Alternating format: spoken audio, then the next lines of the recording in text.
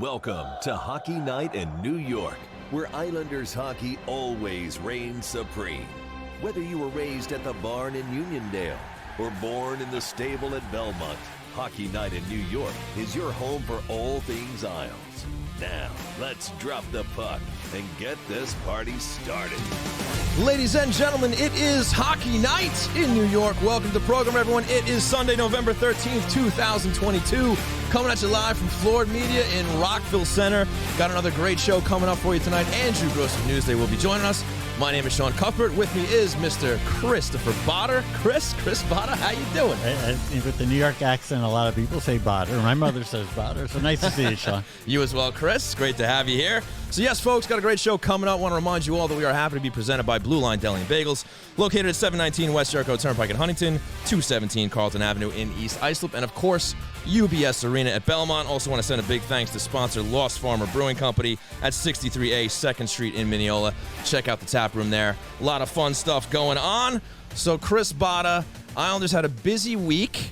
The comeback kids here. A lot of come from behind wins. What's going on with this team? Is it sustainable for this team to keep coming slow out of the gate and then coming back to winning these games? I think this past week, Sean, is two mutually exclusive things. Okay. There's what a week. Right.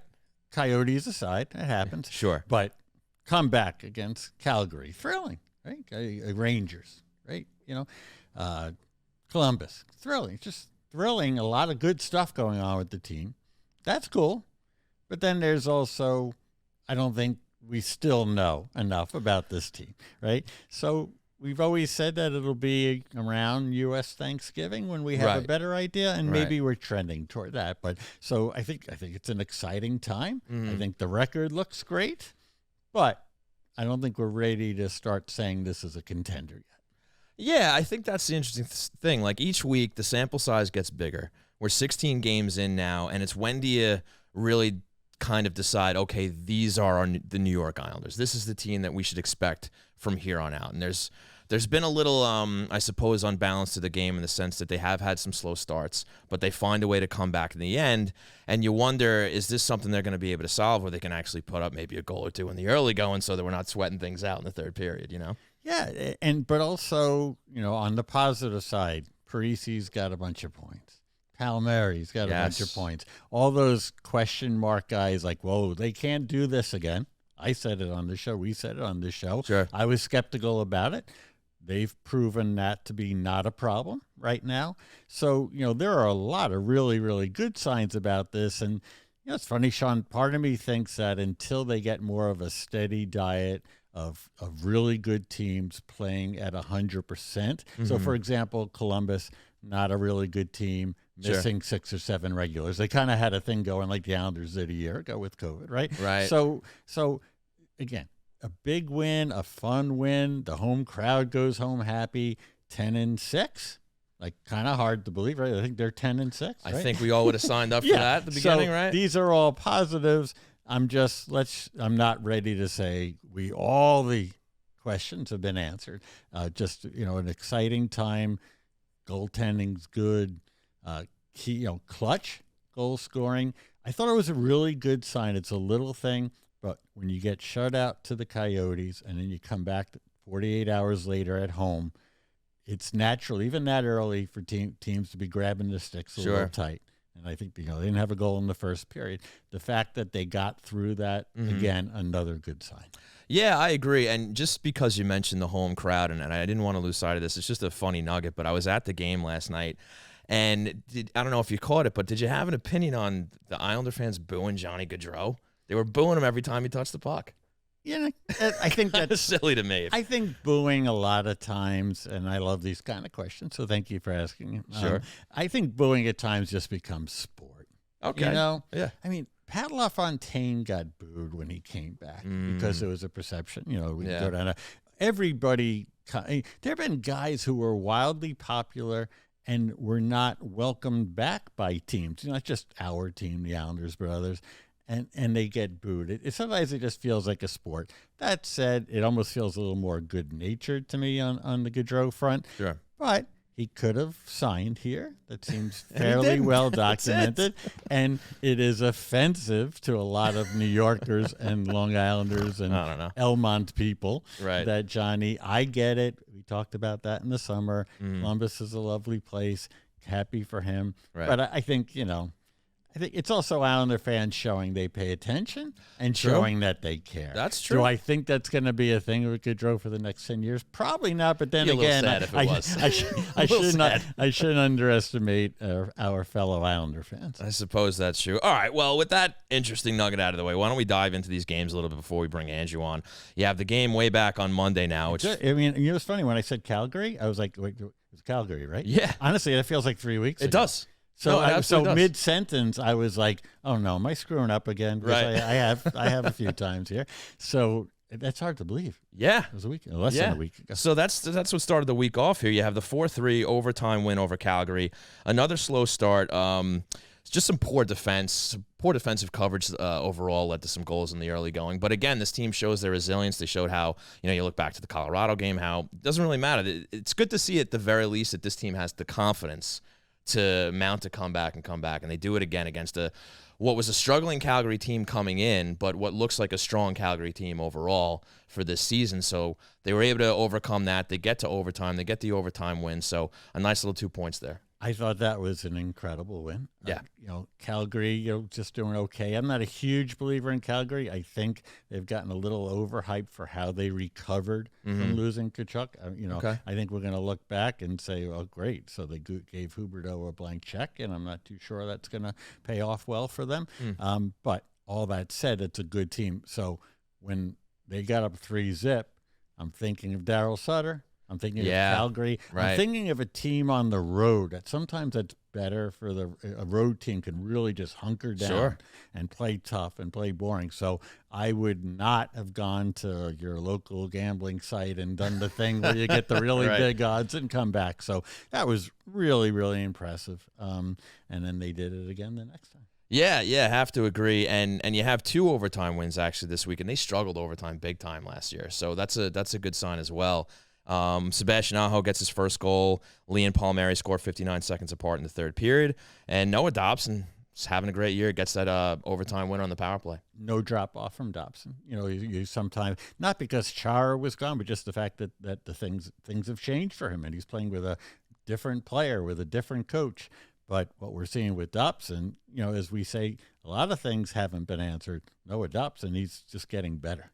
He's now the offensive leader on the defense. I mean, he's their go-to guy as far as point getting now. He's supplanted Ryan Pulock in that regard. It is really impressive. Sometimes you'll ask me about players in the past or examples. I just think of so many players, not just with the Islanders, but those are the ones that I can speak to. Defenders who are counted on for offense, and it is so tough to make that jump. Sure. It started, early when I started with the Islanders with a guy named Wayne McBean, who wound up being more famous for being the boyfriend of Alyssa Milano, who was drafted 4th overall, who was acquired in the Kelly Rudy trade. Yes, this is story time, right? Where I should go back. But the point is that he was drafted 4th overall by another team. Right. We traded Kelly Rudy for him. This is a guy who was, highly touted and just never made that jump. And there are hundreds of defenders that we could cite across the NHL. Sure. And to see Dobson, who just, I'm not there, but he just, his approach, he's steady and spectacular at times.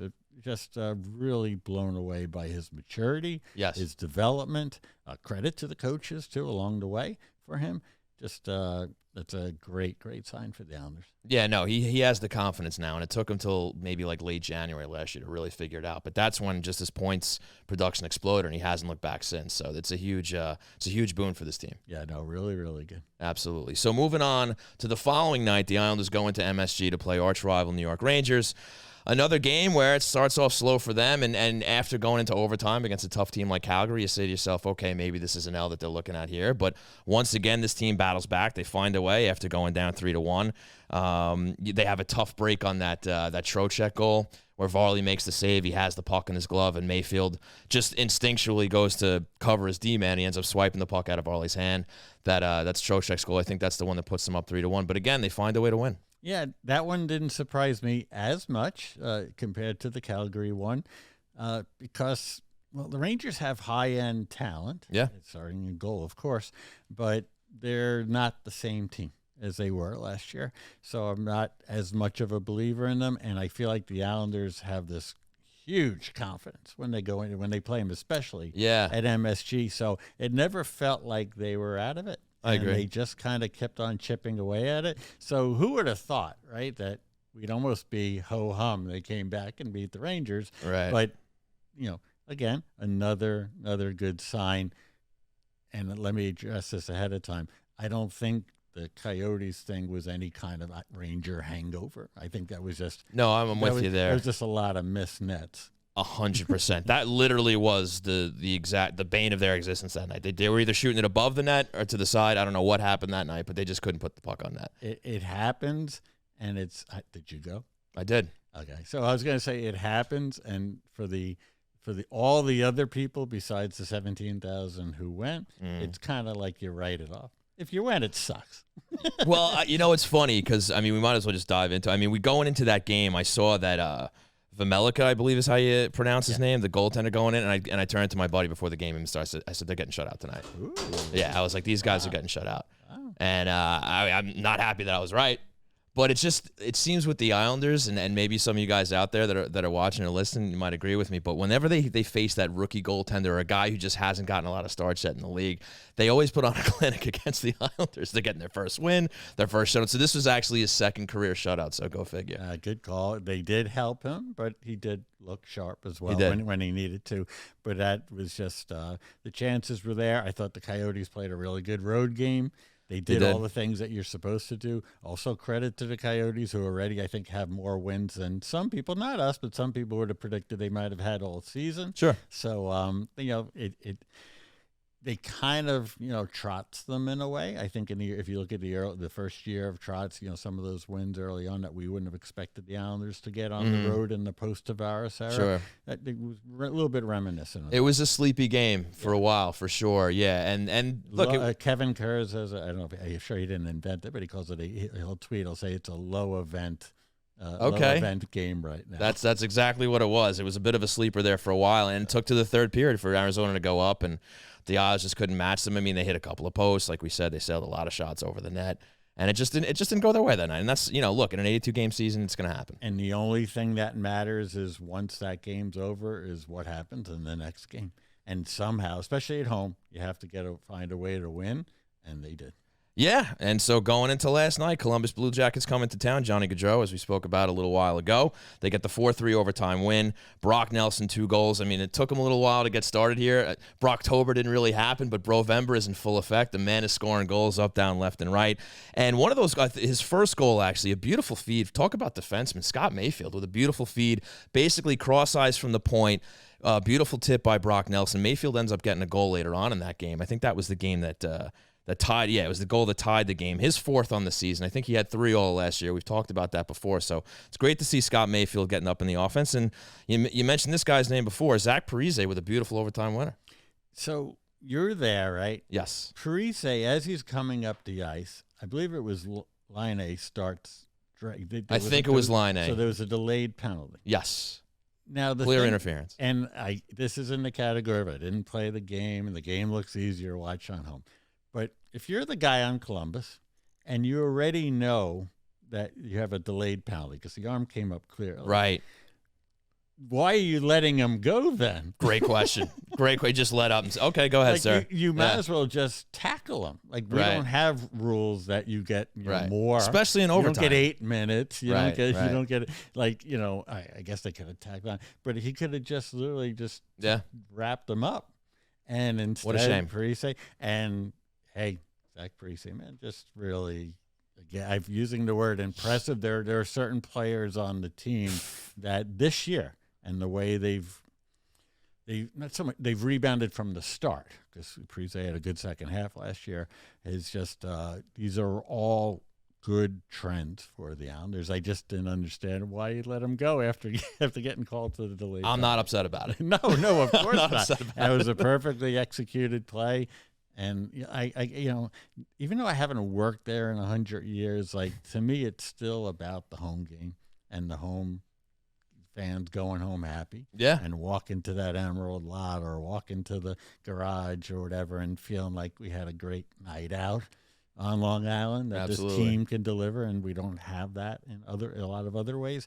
And it was a flawed game. It wasn't a perfect game, but it ended with the points that you wanted. It turned the page on the bad one against the Coyotes, and the good team and the good guys go home happy. All in all, a good week for the New York Islanders. So, folks, I want to thank you all for tuning in to twitch.tv/HockeyNightNY here at Florida Media in Rockville Center, and, of course, tuning in on your favorite podcast providers later on. Going to take a short break. When we come back, Andrew Gross and Newsday will join us. We'll be right back.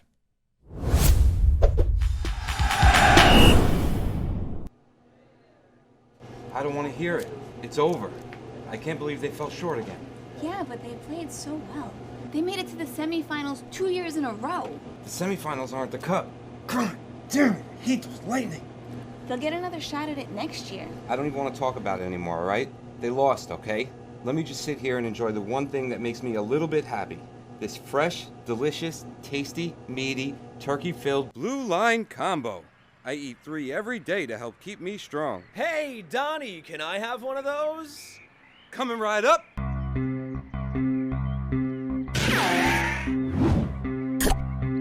Talk about a blast from the Blue Line. Blue Line Deli and Bagels. Our goal is to make you a hero.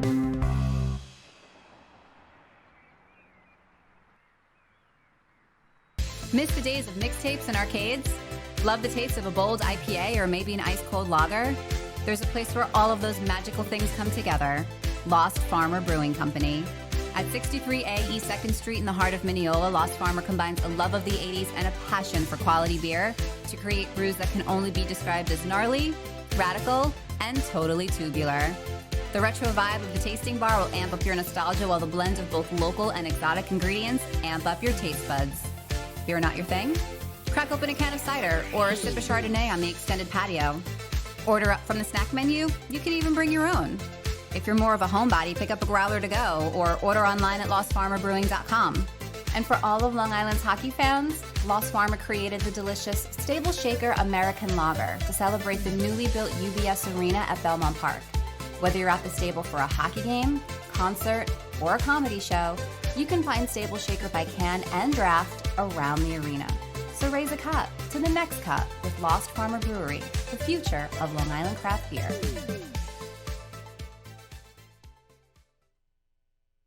Thanks for giving some time to our sponsors. Ready to talk more Isles? The train rolls on right here on Hockey Night in New York. That's right, folks. The train rolls on here at Hockey Night in New York. And now on the line, joining us from Newsday, is the great Mr. Andrew Gross. Andrew, great to have you on, buddy. Glad to have you on the show. Appreciate you coming back here.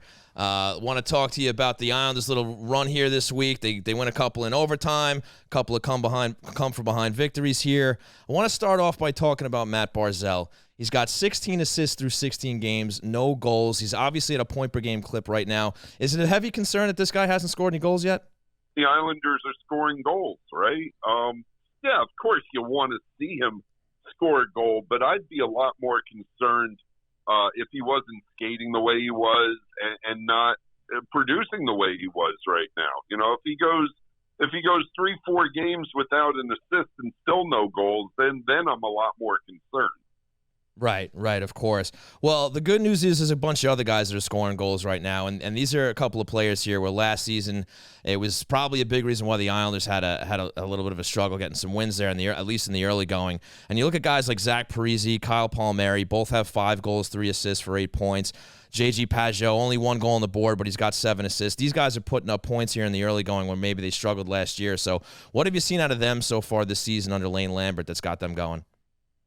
Yeah, the Islanders in general have generated a better forecheck for the most part.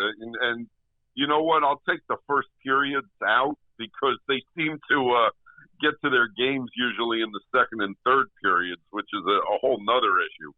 Right. But, look, JG Pageau is having just really a tremendous season. I know you said he had the 1 goal, right? But against the Flames, and it really was the big reason the Islanders were able to come back and win that game 4-3 after trailing 3-1 going into the third period. J.G. Pageau won 20 of 25 faceoffs, and that's unbelievable. It doesn't happen in the NHL like that. And I got to talk to J.G. and a bunch of his teammates, and everyone was talking about, even before the puck is dropped, J.G. is telling his wings and his defensemen where the puck is going to go. And usually you'll watch a face-off and it looks like two sticks being slapped down and the puck ricocheting out. But more often than not, J.G.'s teammates were saying that he is really spot on with telling them exactly where the puck's going to wind up. And that's a huge talent. Look, Zach Parise, it's funny, when you talk to him, he is very comfortable now in his own skin with who he is as a player and where he is in his career. And that's not something I think he was as comfortable with last season, and certainly not in his last couple of seasons with the Wild. He knows he's a 37 or 38-year-old player, and he's just trying to make the most of it while he's really still in this league. And the guy has never stopped working or moving his legs. And absolutely.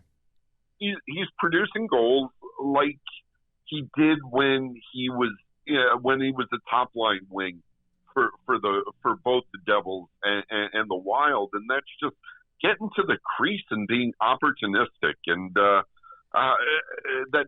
Pageau, the so-called PPP line with Palmieri, Pageau, and Parise, I thought that had some real chemistry and also some real good defensive acumen that allowed him to.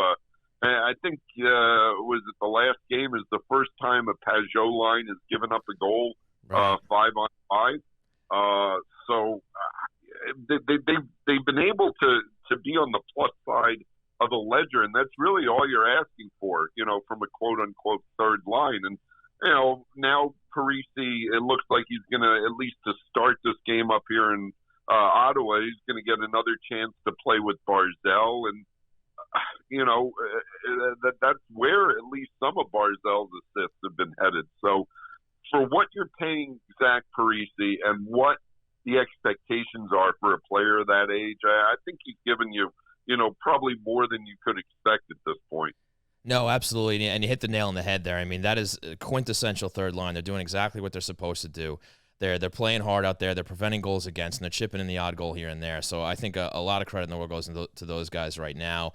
And you mentioned Parise maybe getting a shot on the first line. So let's talk about the guys that were playing with Matt Barzal, who, Matt Barzal's still putting up these points despite some struggles here from Josh Bailey. He's only got 5 points on the season, 3 goals, 2 assists. Oliver Wahlstrom's cooled down. He hasn't put any points up until last night. He was pointless in 4 games until he had an assist last night. So what are you seeing out of Bailey and Wahlstrom where they're having a tough time getting to go here? Yeah, Wahlstrom's still looking for a shot a little bit more, and I think Josh kind of goes into these ruts where he doesn't look for his shot as much, and that's even when he was in the prime of his career, you would say that there were instances where Josh was not looking for his shot as much as maybe you would like, because he does have a decent shot. Wally is, it's. I know you probably don't want to hear it, the ups and downs of a young player, but I like the fact that Lane Lambert is giving Oliver Wahlstrom a lot more rope this season than Wally has gotten in the past. He's stuck it out with Barzal. There's been a lot of line blender going on, in the last few games. But for the most part, Wahlstrom has really not been ripped around. I know there was that one game, for whatever reason, Soshnikov started on the top line and Wahlstrom started on the fourth line, and that got reversed by the second period. That never made any sense to me. But for the most part, I think Lane has given Wally a little bit more rope. And, you saw the other game, and honestly, we're 16 games into the season now, so they start to blend into each other a little bit. But there was that one game, Wally had a pretty bad offensive zone turnover, and you could really see him hanging his head on the ice, which is something you never want to see. Right. And he did skate back into the play, but when he got to the bench, he was, slamming the door behind him. And then about, 3-4 minutes later, when Wahlstrom started to calm down a little bit, the TV cameras caught Lane Lambert talking in a very soothing manner, building him up, patting him on the back. And I thought that was good. I think that's good for Wahlstrom because, he is an emotional kid, and he still really is a kid, and he's trying to figure out his way in the NHL. And the Islanders desperately need him to figure it out this season. Yeah. He's not there yet.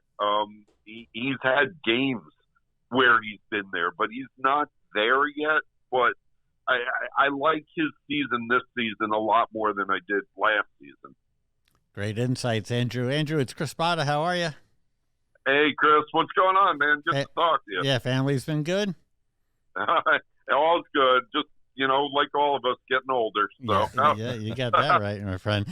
2 behind-the-scenes questions, because that's kind of my thing. One is... now, you're the one person who doesn't miss any road game. You're at everything. So you're closest to this team than anybody in the media.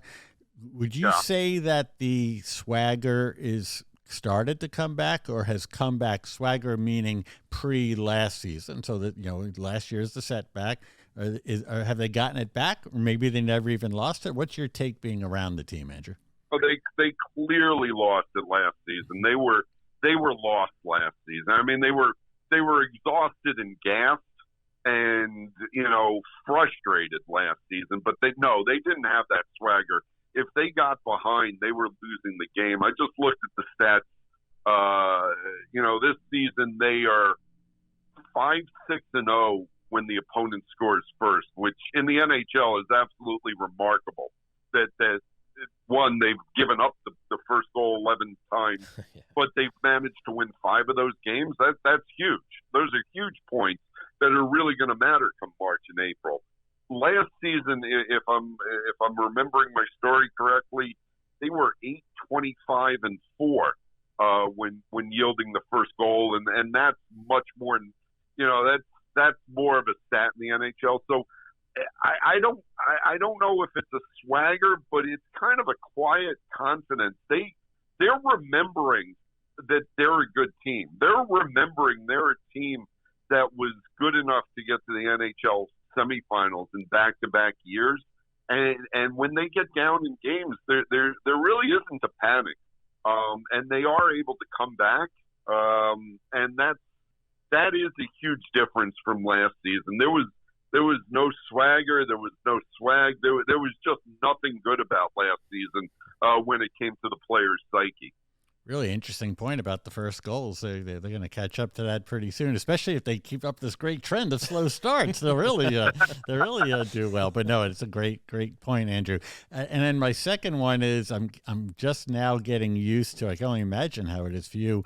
The cadence of Lane Lambert's answers after 4 years of Barry Trotz, whose answers were long and very thorough. On the other hand, I'm starting to think that if I'm you and Kevin and Ethan and the rest of the gang, that Lane's kind of a dream because he speaks like he gives you a sharp, complete one-sentence answer. And if I'm taking notes or I need to sub in a quote after a game story, so how's it been working with Lane?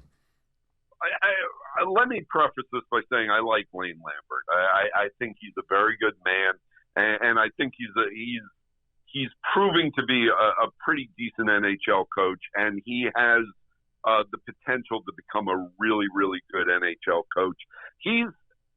It's very different, just not having Barry around because, especially Barry carried the media through the pandemic world because we weren't in the rooms and there was no one-on-one interaction and everything was over Zoom and it was really impersonal and please don't take this for complaining. I know there are much bigger issues that happened to a lot of people in the pandemic. I'm just saying, doing our job, it became really impersonal because of Zoom.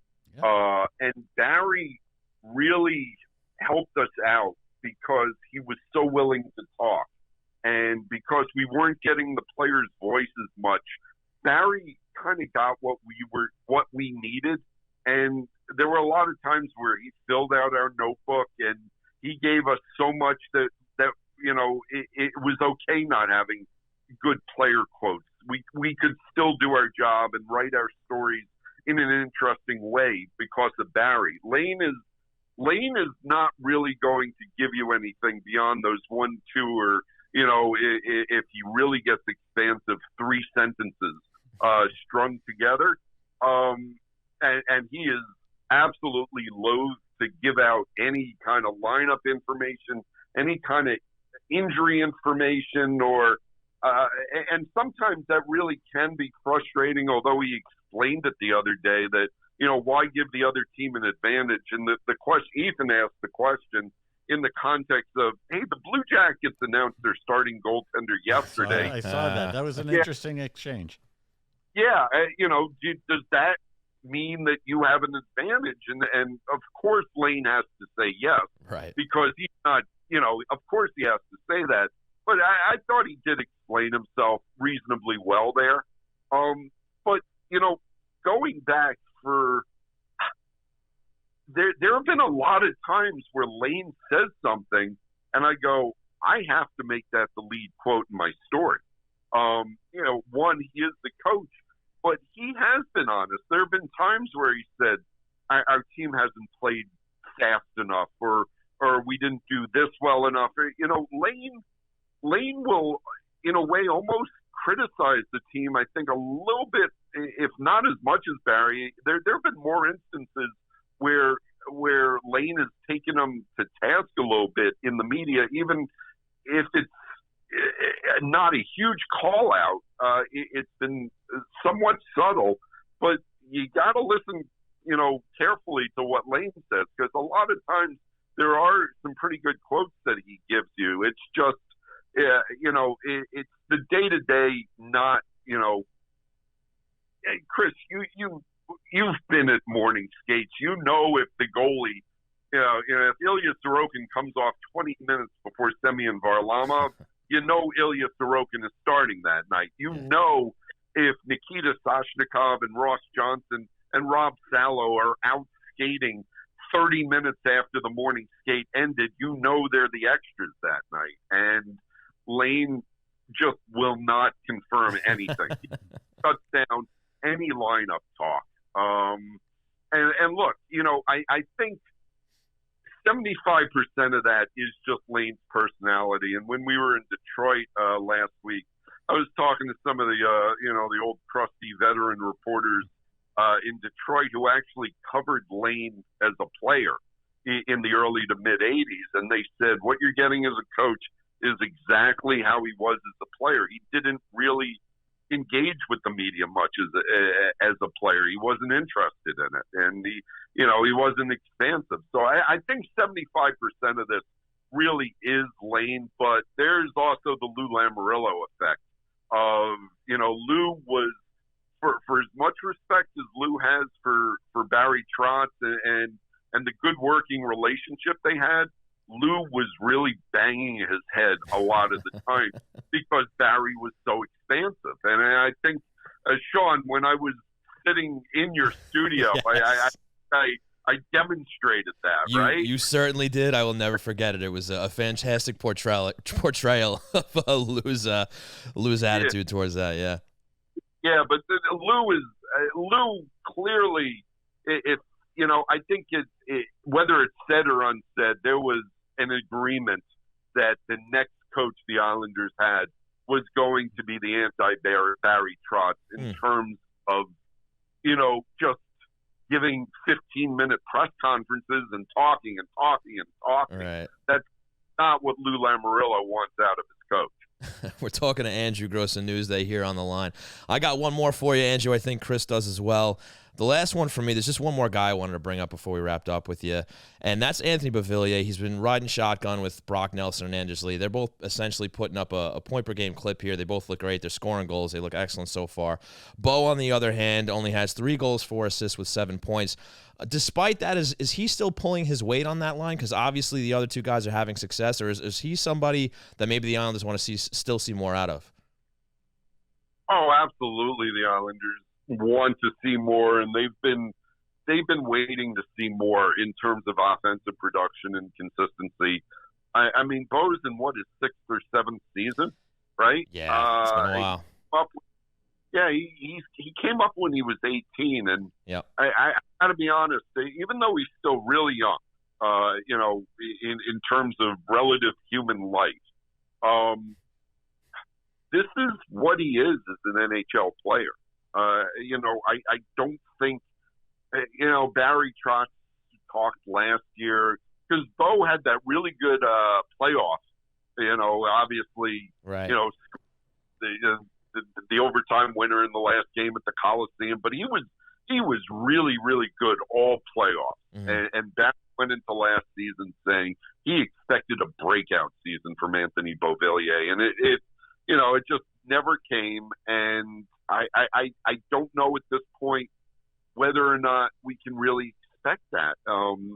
Look, he's a very solid NHL player. I don't know if he's a second line player, but he works really, really well with Brock Nelson and Anders Lee, and that's why you keep him there. And he still gives you that speed. And again, I know this drives fans crazy, but he's a really solid 200-foot player who does everything right defensively, and he's responsible, and he's good along the walls, and he'll retrieve pucks, and he skates with speed. But I just don't see I don't think we're ever going to see that jump in his offensive production that many of us thought we were going to see. All right. Well, along those lines, no, actually, I'm kidding. Nothing to do with that. Andrew, to the people listening who don't know, Andrew is an outstanding rock and roll drummer. Has been for right. has been for most of his life. So my question to you, my friend, is not the 3 best, because we're not going to go down the Keith Moon, Bonham, whatever rabbit hole. Who are Andrew Gross's 3 favorite drummers of all time? It really goes. That list is ever changing. I can tell you right now, I'm listening to a lot of Virgil Donati, who's just he's a guy that, like, if you know Mike Portnoy, the old Dream Theater drummer, and now with the Winery Dogs, and actually out on tour with John Petrucci. Mike Portnoy. We're now in the Eddie Trunk portion of Hockey Night in New York. Branching out a bit here. Bring it up, Portnoy. Bring it up. Man, go ahead. I thought Neil Peart was going to be your guy. Go ahead. Portnoy is just technically one of the best drummers out there, and I saw an interview with him the other day where he's talking about this guy Virgil Donati and saying, there's just stuff he does that I can't do. So I've been watching a lot of this guy lately, and he's literally insane. He's incredible. But from a more mainstream, a guy like Ian Pace of Deep Purple, I can never get enough of him. And I'll be honest, Chad Smith from the Red Hot Chili Peppers is, I think, one of the most underrated drummers out there. He's so solid. He could be filling up the songs with these complicated fills, and he works within the music so perfectly. So, I mean, look, any drummer who gets to that level has my utmost respect. So it's hard to say, my 3 favorites. Yeah, obviously Neil Peart. You listen to him, and to me, you see a lot of guys, all these YouTube clips of people playing along and pretty much getting what Neil Peart did, kind of drum for drum, note for note. They can play the part, right? Yeah, but he created it. Well, that's exactly right. No one could create that. He was a genius in how he composed, and that's what separated him. Great choices. Well, Andrew, always a pleasure having you on the show. Thanks so much for calling in, and we'll have you on again soon. Anytime, guys. And listen, Chris, Sean, great to hear from you, and I hope you have a good show there. Thanks a lot, bud. Have a great rest of your night. Thanks, Andrew. All right. Yeah. All right, ladies and gentlemen, the great Andrew Gross of Newsday giving us a great spot. A little drummer talk there, Chris. I like it. I like to mix it up. From time to time, I would do it on my old show too. I asked Howie's 3 favorite Beatles songs, things like that. We got an hour plus. We could take 3 minutes and do something not just on the Islanders. Did you see the music video that Andrew was in? I did not see that one. I heard about it. You have to check that out. I will check that. Yeah. And the other thing that I'll say, and I know you've experienced this firsthand, we don't always know the writers, the people who we read. We've been reading now Andrew for a long time. He's been at Newsday, and he covered the Devils before that. But for the folks who don't know this, who the folks who don't know him, who haven't been around him or seen him after a game or whatever, like legitimately one of the kindest, nicest people going, like fair to his competitors, helpful, fair to PR people. Like, I don't think me and Andrew ever had an argument, and that's fucking impossible. Like, I mean, everybody else, I had at least 5 to 10. Wow. Say a class act, and I know he came in here a few weeks ago, which is nice of him because he doesn't live near here. No, so he went to the morning skate and then came in, so it worked out. Yeah, I don't know if I would do that. So he's well, you're Chris Botta. I mean, yeah, we know that. He's a heck of a guy. Yes, no question about it. So great to have him on. Excellent stuff from him. What do you say we go into What's on Tap? Let's do it. All right, folks, it's time for What's on Tap. Looking at the upcoming schedule for the New York Islanders. They were busy last week with 4 games. They got a 4-game road trip coming up, only 3 coming up this week. We're going to rattle those off for you now. Tomorrow, they go into Ottawa to play the Senators, the somewhat improved Senators, although they started off a little well and they kind of slowed down a little bit, so they're still trying to figure it out with that young team. Thursday, they go into Nashville. Saturday, they go into Dallas, so a little bit of a West Coast swing there against some tough teams. Chris, what do you got? Instant reactions is Ottawa is a game that they should win. Agreed. I'm going to say that they are. If you want to make this a prediction in a betting segment, I'll answer it Sure. that way DraftKings, too. you listening? But right now I would say that's a game that they should win because Ottawa now also is starting to get those injuries. Not a big believer in them. I love that they signed Giroux and they got some good things going and got the Brincat, but they're not ready for prime time yet, in my opinion. Right. They could beat anybody on any given night. Start Sorokin, please. Yes, you've been banging that, John, this big is time. one where it's just like, we just, let's, and I imagine he is, but you never know. And so that's one.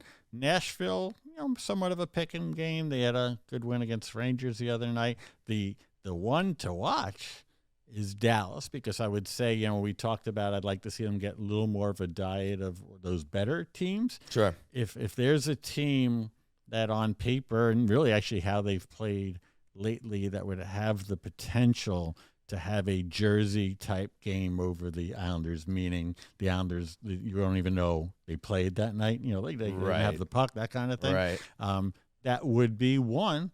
But that doesn't mean it's going to happen. I'm just saying that's another, like if you're Lane Lambert and maybe you get through these next 2 games or you get 3 points out of these next 2 games, that Dallas one you said is a little bit of a benchmark because they have the speed, they have the versatility, they have a little bit of everything. Goaltending, okay. But that's one that I would say if they go in there and win it, then we'll come back here on Sunday if I'm here and you're here and we're all here. Then I'll come back here on Sunday and say, okay, now I'm starting to believe. I'm not a believer yet. I'm just still in the show me state. Well, we'll essentially be at that Thanksgiving benchmark by then, and essentially 20 games in, give or take. I think after they play Toronto, that'll be the 20 game mark. So. And so at Nashville, at Dallas, that's a good one. And then I believe they have Edmonton before Thanksgiving at home. Yes, so, correct. That's fun times. That's the Wednesday night, I believe. That's a fun one. I imagine the barn will be packed for that one. Oh, yeah. So we keep an eye on that Dallas game. That'll be really good test for them. Yeah, no doubt. So they hit the road. We'll see how they do, but so far so good for the New York Islanders, so that'll do it. No, how about not? How about you tell us what what they're going to do in these 3 games. Oh, really? Yeah. Okay. Yeah. I'm going to say I'm too. a co-host. I'm not a This guest. is true. You get to opine too. You get to put yourself in a position where I remind you of something really you got wrong, which you're happy to do, of course. Week. So let's go. What are they going to do? 2-1. 2-1. Okay. They're going to take down Ottawa, and they're going to split the games with Nashville and Dallas. Okay. We got tape rolling on that. Do they do? So tape? What do you got for me? It's 2022. Do we still do tape? I'm gonna say, I'm gonna say 1 and 2. Really? Yeah, I'm gonna say beat Ottawa, lose the next 2. But I think they'll. But that doesn't. It sounds negative and harsh. I just it could be time for a little humbling, a little like, okay, not there yet. Sure. And they haven't really had that since earlier in the season. What was it, a 3-game losing streak or whatever it was? Yeah. Whatever the case may be. But, I mean, they've been playing at a much better clip. They go on the road here. We'll see how they do. And then they wrap that trip up in Toronto on the Monday. So that's another one to kind of keep in the back of your mind. And we're at a big disadvantage here, too, because we don't do the show every day. So, like, by the time they play Dallas could have injuries. Yeah. Like, a lot can change. Sure. So this is not any kind of this is not a recommendation to put down any bets for any game other than the Ottawa game. And since you've been beating that Sorokin drum here, there's no back-to-backs in this week. Do you want to see Ilya all 3 games? I would, Monday, Thursday, we Saturday. have the right to take these a game at a time. Sure. But right now, yeah. Monday, Wednesday, Saturday. Monday, Thursday, Saturday. Thursday, Saturday. Yeah, because then you get into the thing where, like, if he doesn't start Thursday, well, then now he hasn't played for a while. Like, number one guy, just play back last week. Number one guy, play the guy. All right. Well, how do you like heroes, Chris? Love heroes, especially Italians.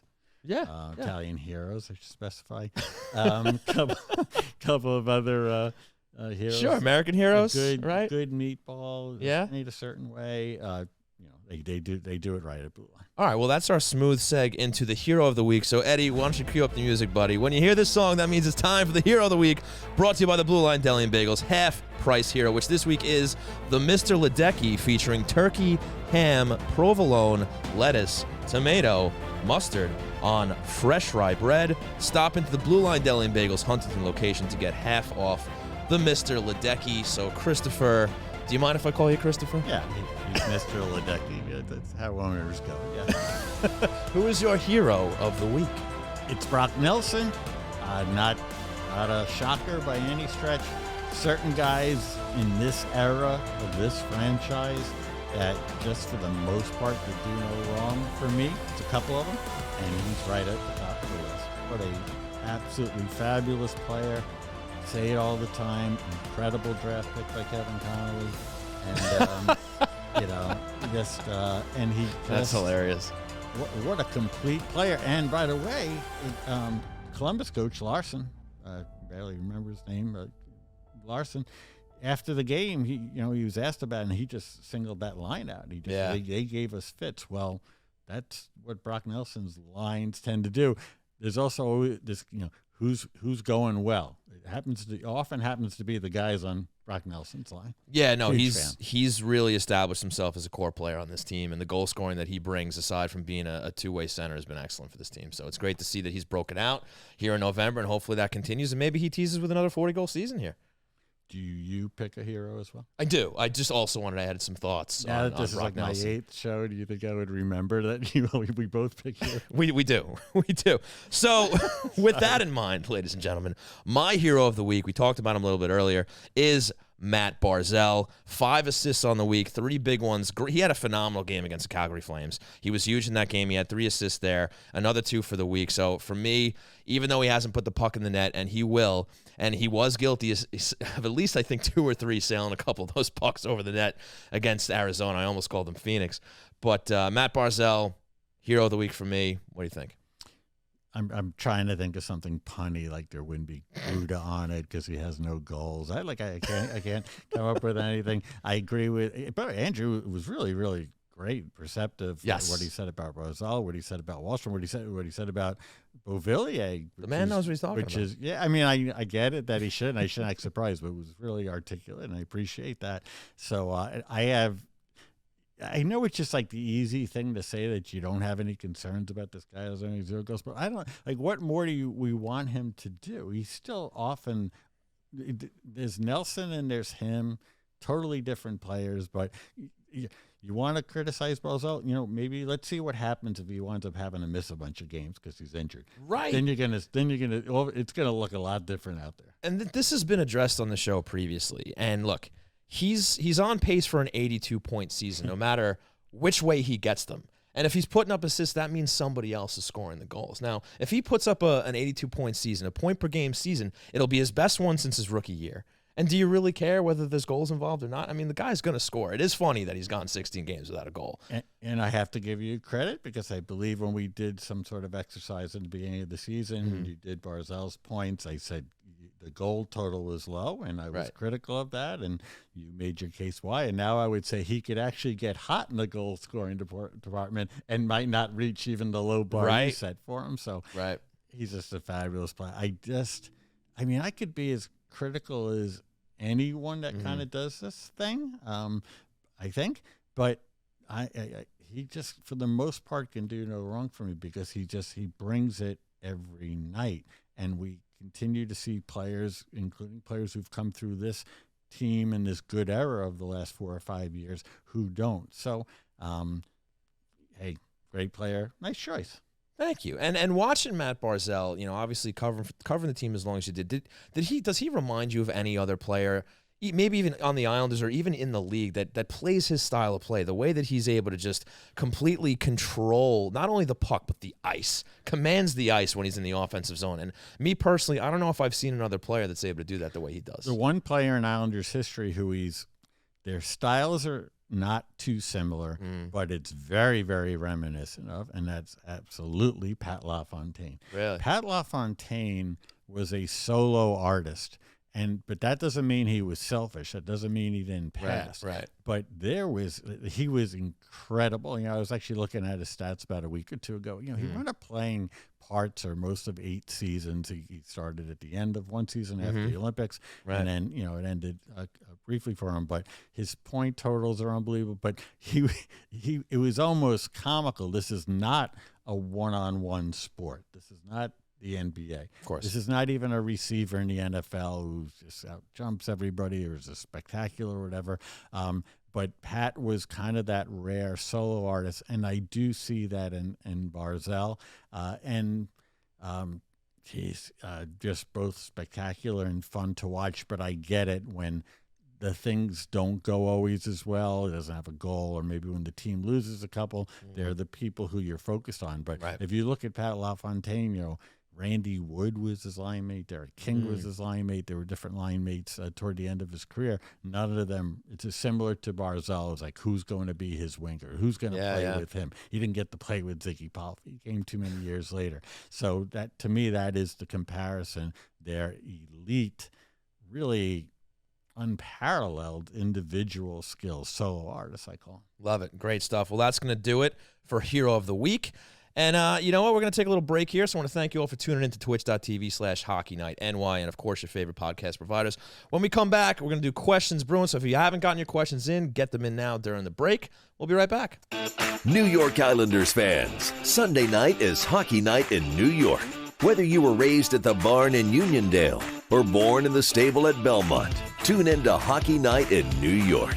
Catch us live from Floored Media in Rockville Center, Sunday nights at 8 p.m. Eastern, as we cover all things Islanders at twitch.tv/HockeyNightNY. All episodes are also available on YouTube and all your favorite podcast providers. And for all you social butterflies, you can follow @HockeyNightNY on Twitter, Facebook, and Instagram for all the latest updates. Hockey Night in New York.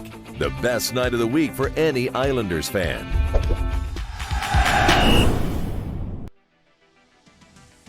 It's time for Questions Brewing, brought to you by Lost Farmer Brewing Company. That's right, folks. It is time for Questions Brewing, brought to you by the great Lost Farmer Brewing Company. Ed, how we doing back there, pal? We're doing great. We're pretty active here tonight. Did you have a nice weekend? I had a wonderful weekend. Yeah, how's really Jay did. doing over there? Jay? Yeah, how's he doing? Doing great. He's patronizing me back here a little bit, but Excellent. Excellent. So what do you got for us, bud? All right. Well, we got Mike with the first questions brewing. Given Mayfield's play as of late, does it in any way change the plans of the Isles looking to resign him, or does it come down to the team? We get the gist. How the team is performing near the deadline. You want to fill that one first? You want me to? Yeah, I mean, I don't think he's going to be traded at the deadline. I don't think this is something where they worry if it comes to that they lose. If they're a good team, and they're competing for a playoffs, I just don't think that's something that enters into the equation. Let's try to get something for him because we might lose him. I thought about this earlier the show when his name came up. And saw him get his goal again the other night. Nifty backhander. You know what Scott Mayfield is right now? He's the guy where there are 20 teams in the NHL, at least 20 teams in the NHL, and they have a pro scout who's at UBS, he's everywhere else, and he follows all the other teams too. Sure. And only that guy at Ottawa or with the Bruins or with whoever, he's like, only he thinks that he knows Scott Mayfield is good, and that they should sign He's the him. diamond in the rough. Yeah, so so if Scott goes to unrestricted free agency, there's going to be greater players, better players who we saw with Gaudreau, like we believe he got like 3 offers, right? Legitimate ones. Scott Mayfield's going to get 20 something. Now it doesn't mean he's going to get more than what the Islanders might offer him or whatever, but that's in a low key way. This is a really good player, and in a low key way, that's going to be an interesting watch to see how that plays out. The other thing, and I know it's going to always be corny and overrated, but he's a guy who you see it, he exudes it, he genuinely loves it here. So he does want to make it work here. For sure. He's not looking to go somewhere else. And I want to add a follow-up question to that, just with regards to not only Scott Mayfield, but just players in free agency in general when they have their contract year coming up. When you see a guy like him who, and again, we're in the early going here, but so far it's looking like he's going to have himself a good year for Scott Mayfield as a third pairing right defenseman, right? Let's say he keeps that up. Now, is that just more coincidental that sort of thing happens in a contract year? Or do you think that there's some sort of, I suppose, mental thought here where, I got to step it up here to get my value going, so when I hit free agency I can cash in? I think these goals coming in for him lately, I saw when he scores, he's kind of got this smile on his face. He does have this smile on his face. It's like, I can't believe this is happening. So listen, he's bet on himself, right? The biggest example of betting on yourself right now in New York sports is Aaron Judge, who told the Yankees, no, I don't want $500 billion. I'm going to go free agent after this year, and then he proceeds to hit 62 home runs. Scott Mayfield is in a good position here. He's not trying any harder. I think defensively, and I watched him, after he scored the goal, he's just a good player. And so I think just these goal totals, they help a little bit, but I don't think it changes anything, and I don't think he's stepped it up. I think he's been the same pretty darn good player that he's been since he got here. There you go. Ed, what do you got for us? Next one from Trottier19. Let's go. Why do the Isles suck in first periods? Is it because they are an older team that takes longer to get going? It's an interesting question, and I think when you get to only through 16 games, sometimes it's going to take a team a little while to figure it out. And sometimes it's just coincidence. I mean, look, they scored the first goal against the Rangers in the power play, right? Kyle Palmieri. So they were a little better out of the gate in that game. But yes, the trend so far this season has been slow out of the gate, and they're playing catch up. And I know a lot of people are concerned out there that is that sustainable over an 82-game season. Why? I don't know have a good answer for that. Maybe Chris does, but I don't think this is a team that isn't well prepared. I don't think this is a team that struggles to get up for games. I think that they're well ready to try and put their best foot forward. But for whatever reason, the goals haven't been dropping for them, or not even that, even the shots. You look at the Calgary game, and Calgary kind of ran circles around them in the first period before they got going. So there's something to it. I don't know what the reason is, and I'm sure that's something that's going on in the back of their minds. They're probably talking about it in the locker room too. But I think that's something they'll ultimately figure out. It's an early season trend. It's a little bit alarming. You can't not recognize that a team sometimes takes the personality of its coach, and as Andrew articulated really well, Lane is a close to the vest and calm guy. So he's probably not somebody who's going to tear the paint off the walls before a game. Mm-hmm. On the bright side, if you go by just all that matters is the end result, that's good. But I trust it's something they're gonna work on. And what'll happen if this continues, and some of this becomes almost superstition, or some of it just becomes, whether Lou, the GM, that if it continues to become a problem, they'll change their routines. They won't have a morning skate if they didn't have one when they did win and have a good start. Yeah. There'll be all those kind of things to say, hey, now this has gone on long enough. What do we need to do to fix it? Like power plays, like a lot of things, it's the kind of thing that comes up, understandably, with a fan base, with a podcast, a weekly podcast, until it gets corrected. But again, don't lose sight of the fact that we talk about it, but also the team is, and it's not a good look for them, and it is something they are talking about, and there's no doubt they're trying to address it. Yeah, and I think the best thing you can take from it is they're still winning games despite that. So hopefully they continue to do that as they continue to figure it out. Yeah. How many times have we seen teams, and sometimes it is with these coaches, and we'll see it on a documentary or whatever, where they come rolling through the doors and they hit everybody in the first period, and then they left it all there. Yeah. So you don't want that as well. See what happens. We'll see what happens. Ed, what do you got? How many more we got? We can do a couple more. Okay, good. I'm gonna lump T. Boyles. He has 2 questions that are pretty down to the point here. Okay. What is Bavillier's trade value at this time? And do you see Nelson getting 50 goals this season? 50. Wow. That's lofty. an easy one. Okay. No. End of show. For the first question, Anthony Bavillier's trade value. I can't imagine it's too high right now. I mean, look, he's a young player still. Is he a guy that can still figure it out? Of course, we've talked about other players on this program, how they've had a long trajectory to figure things out. You look at a guy like Josh Bailey. Look, I don't even know if he's a guy they're looking to deal, but maybe they will if they get to the trade deadline. They're looking to compete and add a scorer.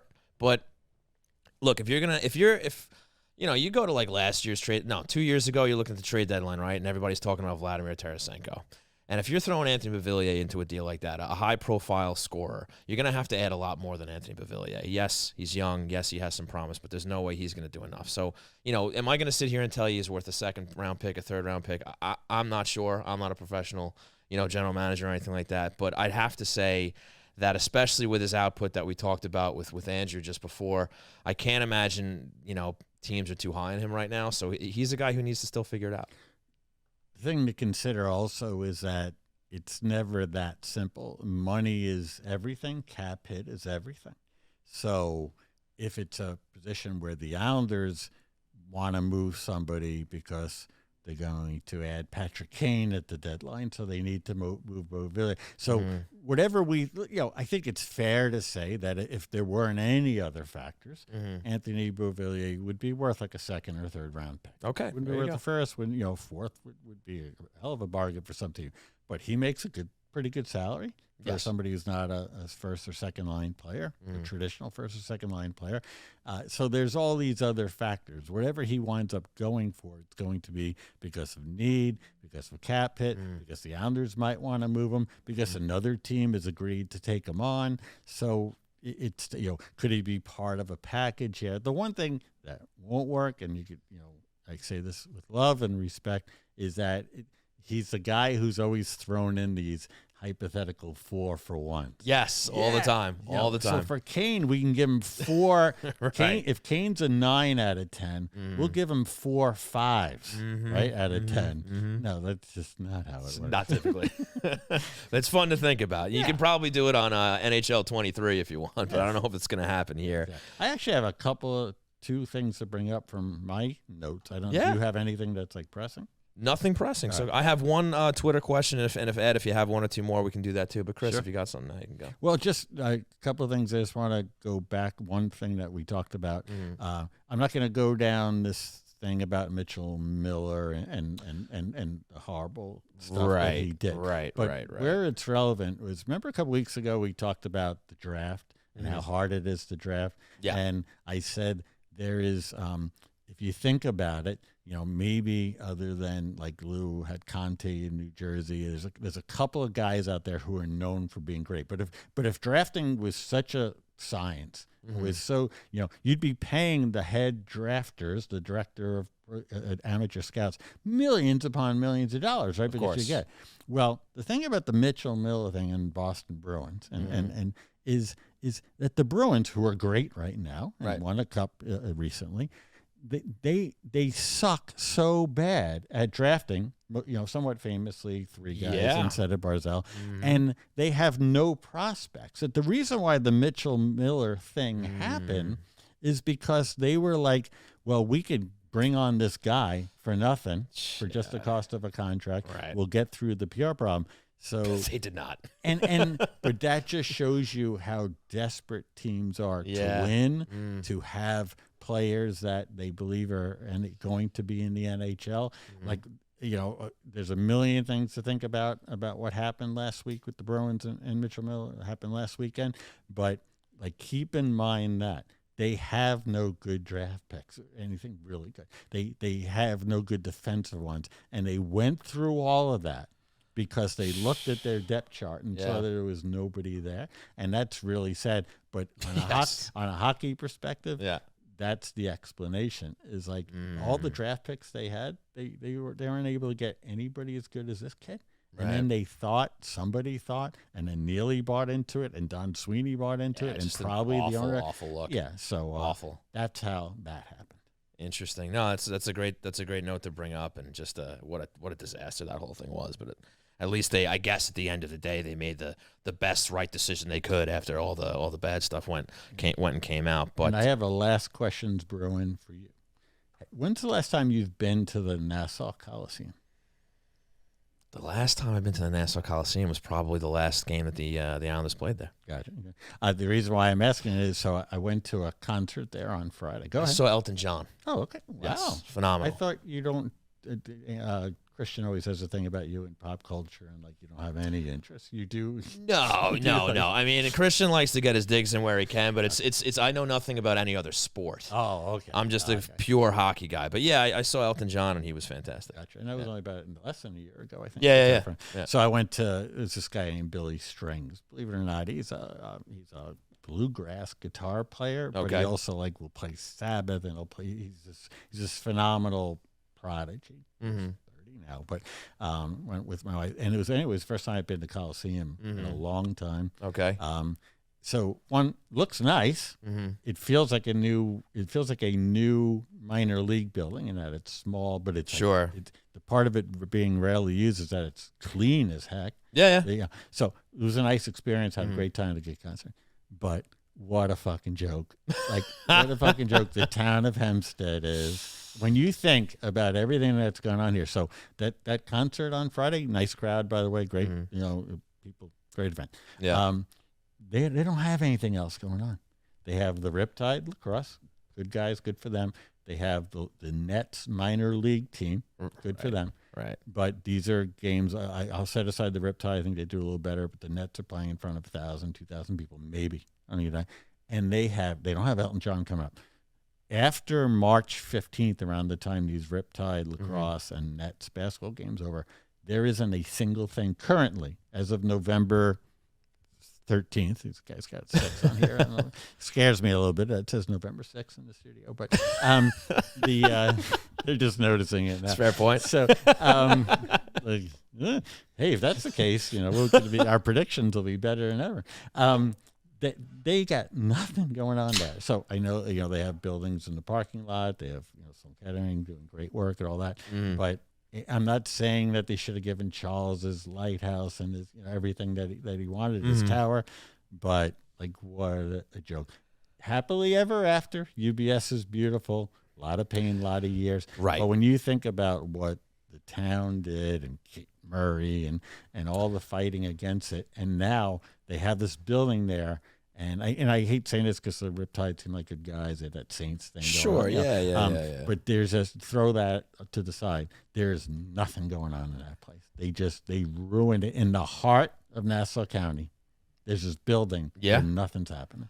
No, listen, the best part as far as our purposes and people who tune into this show is the Islanders no longer have anything to do with that, and they don't have to worry about it anymore. And you have to imagine that place is a slow bleed until it's just the doors closed. I mean, how is that place going to be sustained? Possibly survive? Right. Yeah. No, I mean, you have Barclays, the Garden, now UBS. I mean, who's going there? What's going to happen over there? Yeah, and it was incredible. I saw one security guard was there. Who I remember from back in the day. Yeah. He was actually right by it. The point I goes, that was the press box elevator. Now it was pretty kind of moving to see it, and so it looks nice, whatever. But boy, they just blew it, and I would not be surprised. I'm not looking to make these teams homeless, but I don't know how you could possibly have that big piece of property and that 10, 12,000 seat arena, whatever it is, and have this one concert where we had like 10,000 people there, and there is nothing going on. There's a couple exhibition hall things. There's a occasional beer fest or whatever. Yeah, they can't book anything there. And they could have had 41 nights of the New York Islanders and the banners up and everything. The only banners left was a Grateful Dead banner, maybe the Billy Joel banner. Billy Joel, probably. Yeah. So sad, but also part of me feels like Kate Murray. That's your legacy. Not our problem anymore. No, if you're not on the fan, not our problem. Ed, you got one more for us? Yeah, and I want to squeeze in a little extra one in for Trottier 19 because I told him I'd bring this one up. Okay. All right, so first, second to last question is from Coach Lambert. Love it. Are the Devils going to run away with the Metro? The Gets heater me every they're time. on right now is unbelievable. I love that question, actually. Because I just want to bring up that I had a thing about Lindy Ruff and how they haven't lost since. Right. Yeah, Good. That was funny. Always known as a classic. I graded the Devil fans a chant sorry, and saw that they chanted sorry, Lindy. Did they? Yeah. That I didn't see. Yeah, That's so, awesome. So at the That's first awesome. game, they stunk up the joint. It was probably right before we did the show. Right. And it looked like another tough season, and they were saying fire Lindy. Yeah. Now they win 8-10, whatever it is in a row. And the fans the other night, as they were beating Phoenix during the whole third period, were chanting sorry, Lindy. And That's Lindy, awesome. Good on and them. then Lindy was asked about it. And he said, accept their apology. That's fantastic. Yeah, good stuff. Go ahead. So are they going to run away with the Metro? I'm going to say no. I think that they will eventually come back down to earth. I think the question is just how much they fall back down to earth. I think that they're one of these, I suppose, new era teams where they have a lot of young legs, a lot of young talent. Jesper Bratt is fantastic. And I think that they're a team that's going to be a contender in that division without question. It's just a matter of when they get it all together. I've compared them to the Rangers in past shows, and I think that's the trajectory they're taking where they finally, built through the draft. They're going to have a good up-and-coming team. They're getting goaltending now. We'll see if they still do. But I think that they're absolutely going to be in the mix now for a playoff spot. Whether they stay at the top of the division, they still need to show me more again. Only, 14, 15, 16 games into the season. So we'll see. But whether they do this year, they're going to be a team that's going to be towards the top of the division in the coming years. They have an excellent young team, and they're going to be a pain in the ass for the New York Islanders. Yeah. The only thing I would add is I don't think anybody's going to run away with this division. I think that's a good point. Which was one of the reasons why we believed in the Islanders. And I'm happy for the Devils. They are fun to watch. They play the right way. They have high-end youth and speed. That was a rough one at UBS that they took it to them, but no, I don't see them running away with it. But good for them. Right on. Ed, you said you had one more? Yeah, last one, not least, from Trottier 19. New segment. Oh, boy. Who is the zero of the week?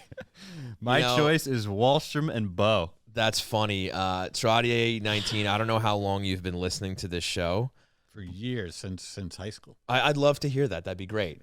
But when Tony Stabile and I used to do the show, we used to do a zero of the week when they had a bad week, when there was just no heroes to choose from. There was just nobody. And we used to do a zero of the week, and we would pick somebody like an Oliver Wahlstrom or Anthony Beauvillier who's had a rough week. But Christian and I decided to take the show in a more positive light.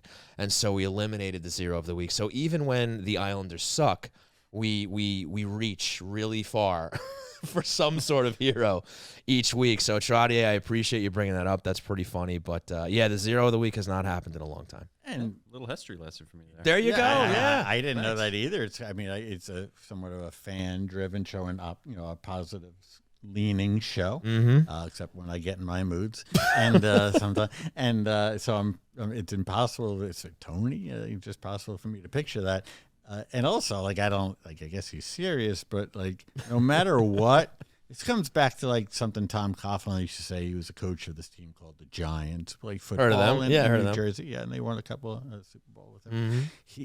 Sometimes they would win these games against bad teams, 6-3. And the media would be asking him tough questions, and he'd be like, "Guys, we won. We move on. You win or you lose." And he's just like, "I'm not gonna rate this win or anything." And the Islanders won 3 out of 4 this past week. Exactly. 3 actually, kind of in spectacular, fun fashion, not the way you draw them up necessarily. So how far have we come? The bar has been raised. It's been raised. That's the thing that I wrote, 80 times toward the end of Garth's era, leading into the Lou one, was the bar's got to be raised around this freaking place. And I guess it has, because they won 3 out of 4, and we're getting requests for who's the zero of the week. There you go. So it won't be coming back anytime soon, but the question is appreciated. And before we wrap up, which is something we have to do, I did get a question on Twitter from a great Twitter handle here, by the way, Michael. @Am I crying? I hope you're done crying. But if you could pick one player from the Islanders' past, not a retired number, that you could add to this current team to give them the best chance at a cup this year, who would it be? Best chance at a cup. Wow. Yeah. Who's going to fill their biggest need to get that Stanley Cup this year? It's funny. I got a name. Okay, go. Zygmunt Palffy. Good. I very good. I was thinking, my initial reaction was an offensive defenseman. I mean, a Fox. Okay. So obviously Dennis's number's retired, and then you get into other guys. Plenty of guys who were good, but you wouldn't necessarily say such a huge upgrade over what they have. So it would be really splicing hairs to pull out a name like Tommy Janssen, who was good on their cup teams, and people like that. So Ziggy Palffy, if you're for the goal scoring, he would be that deadly scoring threat on the wing that they. Sorry, Oliver. As much as we've stood up for you, and we're still waiting, you're going to be a healthy scratch because Palffy's coming to town. So we're on the same page there, Ziggy. Yeah, it's a great choice. Okay, there you go. So, folks, that'll do it for Questions Brewing. Really appreciate the questions and you guys tuning in live. And that's going to do it. So, Edzo, do us all a favor and cue that outro music. All right, folks, want to thank a big thanks to Andrew Gross and Newsday for joining us tonight. Always gives us a great spot. Big friend of the show there. And, of course, want to thank our sponsors, Blue Line Deli and Bagels at 719 West Jericho Turnpike in Huntington. That is their flagship location. Check them out. Remember, you can go in there and get the half-price hero, which is the Mr. Ledecky just mentioned, Hockey Night New York, and you're all set. Also, a big thanks to Lost Farmer Brewing Company, located at 63A 2nd Street in Mineola. Always a great time at the tap room over there. A lot of fun events, live music, Beano tournaments, which I just learned about and talked to you guys about last week. A lot of fun going on over there. On the social aspect, Chris Botta, you can follow him at Chris Botta NHL. You can follow myself at Seany Hockey. You can follow the show at Hockey Night NY on Twitter, Facebook, Instagram, and TikTok. And, of course, remember to rate, review, and subscribe if you dig what we're doing here at Hockey Night New York. Remember, we're also on YouTube for the archive shows, so subscribe over there so you don't miss a show. Chris, it's been a pleasure.